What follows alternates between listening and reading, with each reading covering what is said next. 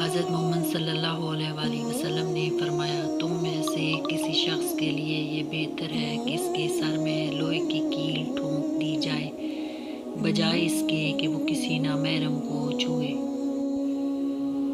فرمان مصطفیٰ صلی اللہ علیہ وآلہ وسلم، صبح کا آغاز صدقے سے کیا کرو کیونکہ مصیبت صدقے سے آگے قدم نہیں بڑھاتی۔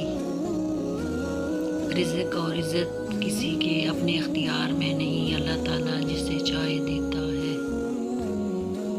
رسول اللہ صلی اللہ علیہ وآلہ وسلم نے ارشاد فرمایا، مہمان کو رخصت کرتے گھر کے دروازے تک نکلنا سنت ہے۔ حضرت علیمہ رضی اللہ عنہما نے فرمایا، میں نے گھر کبھی چراغ نہیں جلایا۔ کسی نے پوچھا کیا وجہ؟ انہوں نے فرمایا، محمد صلی اللہ علیہ وآلہ وسلم کے ہوتے ہوئے کسی چراغ کی کیا ضرورت؟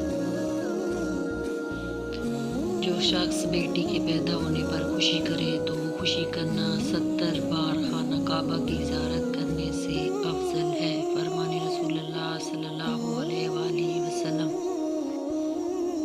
فرمان مصطفیٰ صلی اللہ علیہ وآلہ وسلم، روزہ دار کا سونا عبادت اور اس کی خاموشی تسبیح کرنا اور اس کی دعا قبول اور اس کا عمل مقبول ہو جاتا ہے۔ اللہ تعالیٰ سے جب بھی مانگو بھروسے کے ساتھ مانگو، کیونکہ وہ تب بھی دیتا ہے جب تم نہیں مانگتے۔ پھر یہ کیسے ممکن ہے کہ تم مانگو اور وہ عطا نہ کرے؟